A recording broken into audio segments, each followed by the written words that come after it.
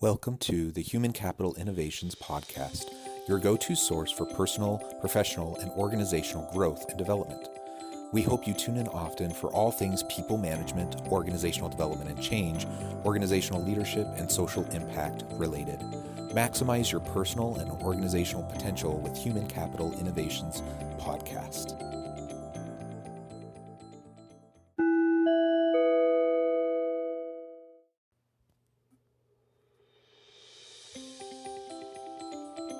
Welcome to the Human Capital Innovations Podcast.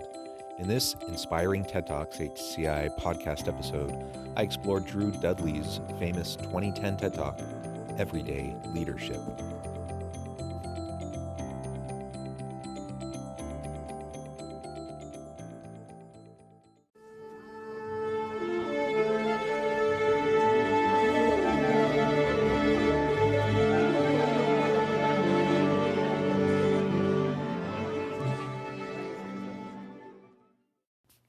Welcome back to the Human Capital Innovations Podcast.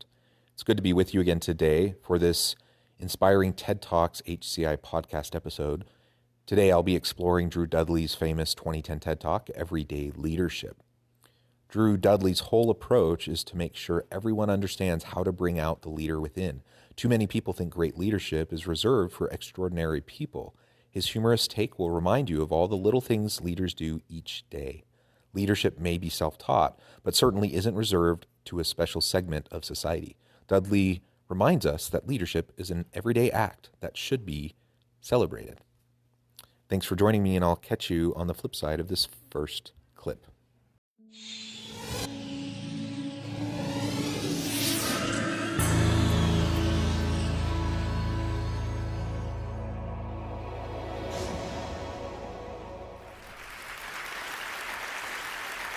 How many of you are completely comfortable with calling yourselves a leader?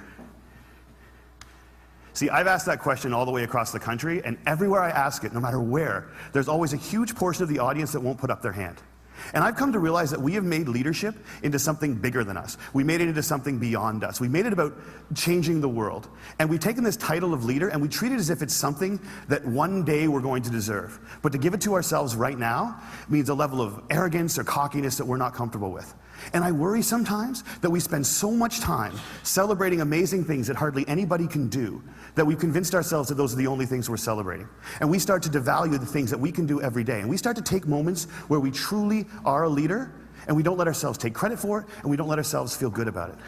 And I've been lucky enough over the last 10 years to work with some amazing people who have helped me redefine leadership in a way that I think has made me happier. And with my short time today, I just want to share with you the one story that is probably most responsible for that redefinition. Do you consider yourself a leader? If not, why not? He starts his TED Talk asking the audience that question, and I think it's a really important one. His point is that we all do all sorts of things each and every day that is meaningful and impactful on other people's lives. So why don't we consider that leadership? Why do we have such a narrow view of what leadership is and who leaders are? Is it worthwhile to redefine leadership in a way that's more inclusive, in a way that we can see ourselves in it, and we can see the opportunities in front of us to be able to make a difference in the lives of those around us, the people at work, our families, people in our neighborhoods and our communities? I am a complete believer in his approach to leadership, and I believe we are all leaders. We all have leadership capacity. I went to a school on a little school called Mount Allison University in Sackville, New Brunswick. And on my last day there, a girl came up to me and she said, "I remember the first time that I met you." And then she told me a story that happened 4 years earlier. She said, "On my day before I started university, I was in the hotel room with my mom and my dad, and I was so scared and so convinced that I couldn't do this, that I wasn't ready for university, that I just burst into tears. And my mom and my dad were amazing. They were like, 'Look, we know you're scared, but let's just go tomorrow. Let's go to the first day. And if at any point you feel as if you can't do this, that's fine. Just tell us, we will take you home. We love you no matter what.'" And she said, so I went the next day and I was standing in line getting ready for registration, and I looked around and I just knew I couldn't do it. I knew I wasn't ready. I knew I had to quit. And she says, I made that decision, and as soon as I made it, there was this incredible feeling of peace that came over me. And I turned to my mom and my dad to tell them that we needed to go home. And just at that moment, you came out of the Student Union building wearing the stupidest hat I have ever seen in my life. It was awesome. And you had a big sign promoting Shinorama, which is Students Fighting Cystic Fibrosis, a charity I've worked with for years. And you had a bucket full of lollipops. And you were walking along and you were handing the lollipops out to people in line and talking about Shinorama.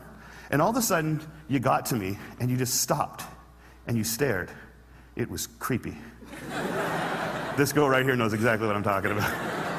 And then you looked at the guy next to me and you smiled and you reached in your bucket, you pulled out a lollipop and you held it out to him. And you said, you need to give a lollipop to the beautiful woman standing next to you. And she said, I have never seen anyone get more embarrassed faster in my life. He turned beet red and he wouldn't even look at me. He just kind of held the lollipop out like this. And I felt so bad for this dude that I took the lollipop. And as soon as I did, you got this incredibly severe look on your face and you looked at my mom and my dad and you said, look at that, look at that. First day away from home, and already she's taking candy from a stranger. And she said everybody lost it. 20 feet in every direction, everyone started to howl. And I know this is cheesy, and I don't know why I'm telling you this, but in that moment when everyone was laughing, I knew that I shouldn't quit. I knew that I was where I was supposed to be, and I knew that I was home. And I haven't spoken to you once in the 4 years since that day, but I heard that you were leaving. And I had to come up and tell you that you've been an incredibly important person in my life, and I'm gonna miss you. Good luck. And she walks away, and I'm flattened. And she gets about 6 feet away, she turns around and smiles and goes, you should probably know this too. I'm still dating that guy 4 years later. A year and a half after I moved to Toronto, I got an invitation to their wedding. I really love this story. It's such a great example of how we can go about our lives each and every day, doing the small, simple things that we normally do, and we can have huge impact on other people and not even realize it. He had no idea that he was making such a big impact on this young woman's life. Someone who is at a crossroads, someone who is so uncertain, so scared, and really just struggling to see herself at the university. He fundamentally transformed her life. And how did he do it? Not by any great act, but simply by doing what he did consistently each and every day. And he may have had similar positive impacts on lots of other people, countless other people that he'd never even heard about. I think that's incredible. And I think each of us has the same opportunity to impact those around us in sometimes very small, simple ways, yet profound ways that have far-reaching impacts on their lives. And also consider how her life was changed, how that fundamentally then it shifted all the people that she impacted in her life. So as we think about the legacy of our actions, we think about how doing good to others, how even just the smallest little things of smiling, saying a kind word, being generous in acknowledging those around us who are important to us. Such a small thing can actually be a huge thing and make such a tremendous difference in the lives of those around us. Here's the kicker. I don't remember that. I have no recollection of that moment, and I've searched my memory banks because that is funny and I should remember doing it, and I don't remember it. And that was such an eye-opening, transformative moment for me to think that maybe the biggest impact I'd ever had on anyone's life, a moment that had a woman walk up to a stranger 4 years later and say, you've been an incredibly important person in my life, was a moment that I didn't even remember. He didn't even remember. He had this tremendous impact on this young woman's life, perhaps changing the course of her entire life. And he doesn't even remember doing it. That's how ordinary and everyday and pedestrian his action was in how he lived his life. He did these things so consistently that he had thousands of these moments, and he couldn't pinpoint, he couldn't even remember doing it in this particular situation. He couldn't remember that conversation with this young woman that turned out to be so incredibly impactful. And you just have to think, like, how many more of these opportunities did he seize upon to make a big difference, and he never even knew it? He says, perhaps it's the most important, influential thing I've ever done, and I don't even remember. It's crazy, but it's true, and each of us has the potential of having similar impacts to those around us and in our communities, in our businesses and places of work, and within our families. And it just requires us to just consistently do those simple things each and every day. We may never have the benefit of actually knowing. In this case, the young woman came up to him 4 years later and told him the story and said, "Thank you." And to me, that is also powerful, that we not only have the opportunity to impact and change people's lives in little small ways as we live consistently good lives, but man, we can really have a tremendous impact also just by showing generosity and gratitude and expressing that to the people who do change our lives.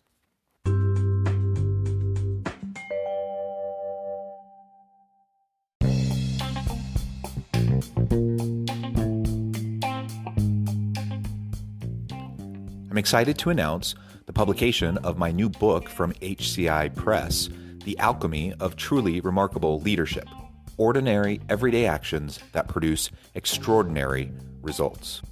Consider how the nature of work has shifted over the past 50 years. With increased globalization, rapid technological advancement, and the shift in economic composition, the average job of today looks very different than the average job of 50 years ago.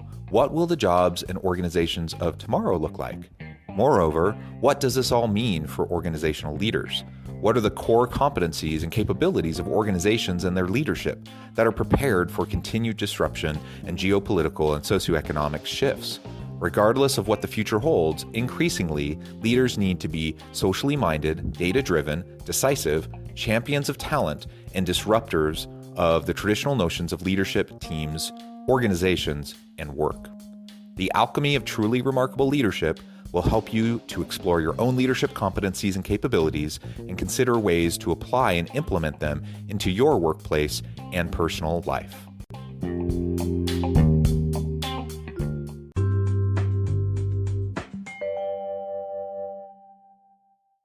How many of you guys have a lollipop moment, a moment where someone said something or did something that you feel fundamentally made your life better?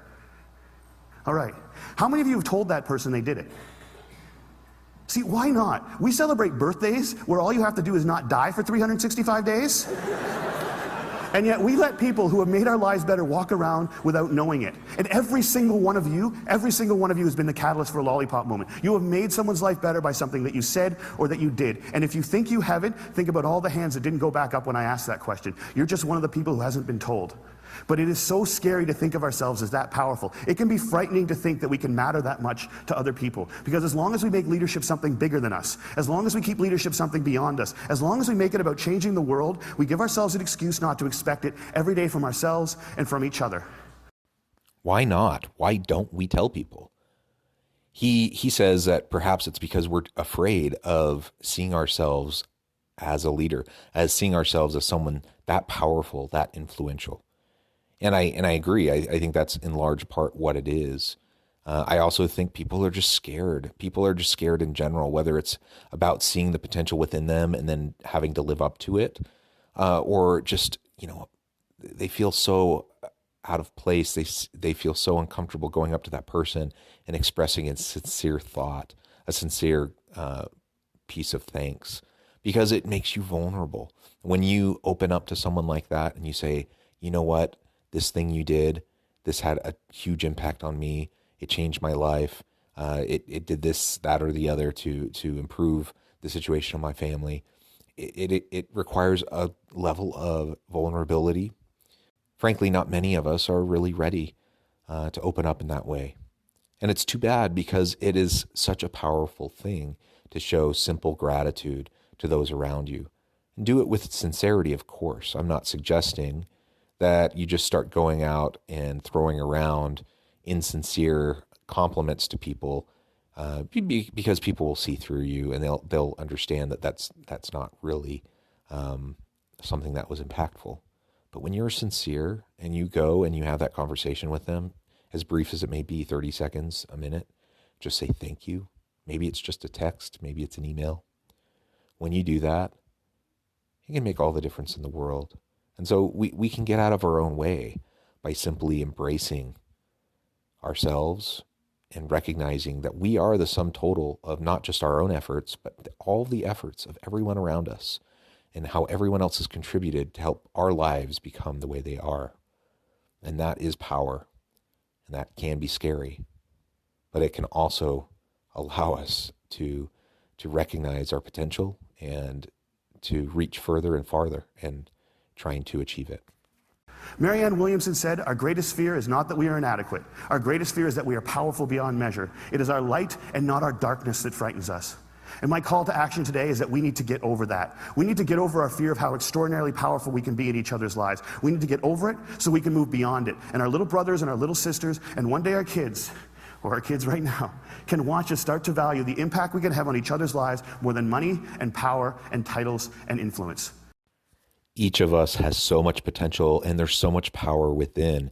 And it's far beyond any more prescriptive definition of leadership. It's not about position, status, money. All of those things can bring with it opportunity to influence, and you can have formal leadership roles, but all of us have the opportunity to have informal leadership opportunities in our lives each and every day. When we can recognize the power within us, we can tap into that power, we can not shy away from it, but rather embrace it and go out and really leverage that potential to make positive impact in the lives of those around us. That's what life is all about. That's where the beauty in life comes from. And as hard as life can be, and as dark as things can be sometimes, when we share that light with each other, that makes life beautiful and bearable. That's what I want to see more in my own life. And I hope all of you want to see it in yours as well. We need to redefine leadership as being about lollipop moments. How many of them we create, how many of them we acknowledge, how many of them we pay forward, and how many of them we say thank you for. Because we've made leadership about changing the world, and there is no world. There's only 6 billion understandings of it. And if you change one person's understanding of it, one person's understanding of what they're capable of, one person's understanding of how much people care about them, one person's understanding of how powerful an agent for change they can be in this world, you change the whole thing. And if we can understand leadership like that, I think if we can redefine leadership like that, I think we can change everything. And it's a simple idea, but I don't think it's a small one. And I want to thank you all so much for letting me share it with you today.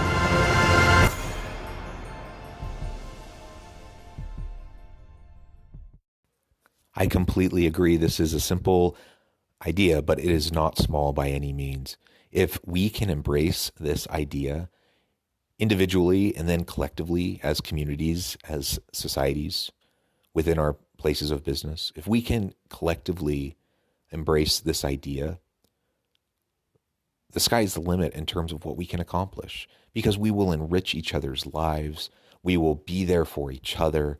Our vulnerability will allow us to empathize more and strengthen each other better. We will be in a position to leverage our unique talents to benefit the world around us. And that doesn't require formal titles. We all have that potential. We all, as he said, can be change makers. Whether it's a formal title or an informal opportunity to influence and persuade and to drive change and be a change agent within our team, within our home, within our communities, we all have that potential. It's one of the beautiful things about this life and the world we live in, despite the challenges, the hard things. And I think about the frustrations that I have at work sometimes, the frustrations I have with people, with organizations, institutions, flawed individuals, people who hurt each other, people who exploit each other.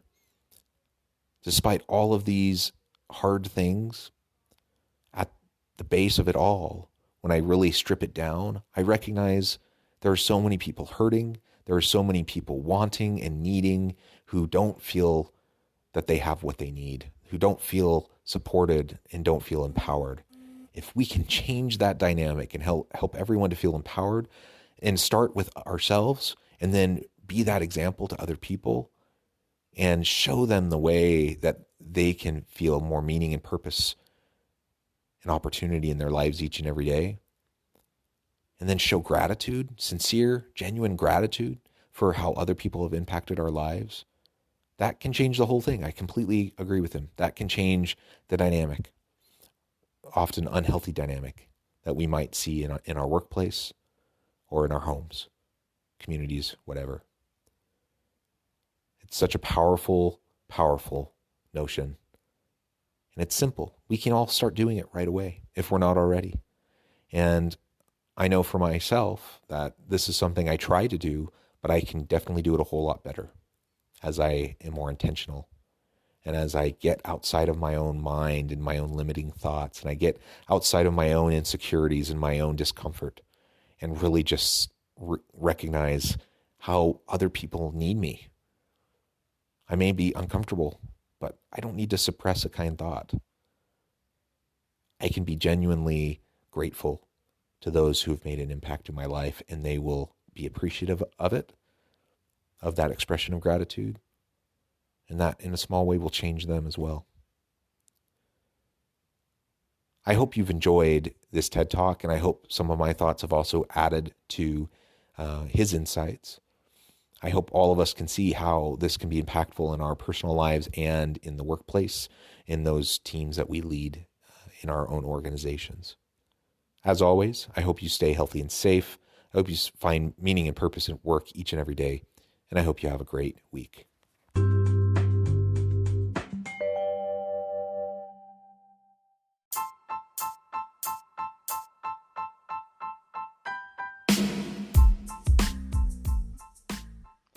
We are excited about the launch of HCI's new magazine, Human Capital Leadership. Human Capital Leadership is a free, interactive e-magazine designed to help individuals, leaders, and organizations find innovative approaches to maximize their human capital potential. We will be publishing issues quarterly in August, November, February, and May. Check out the first issue and let us know what you think.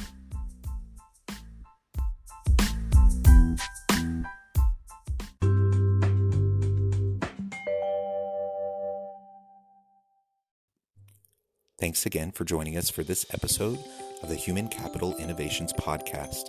I hope you stay healthy and safe and that you have a great week.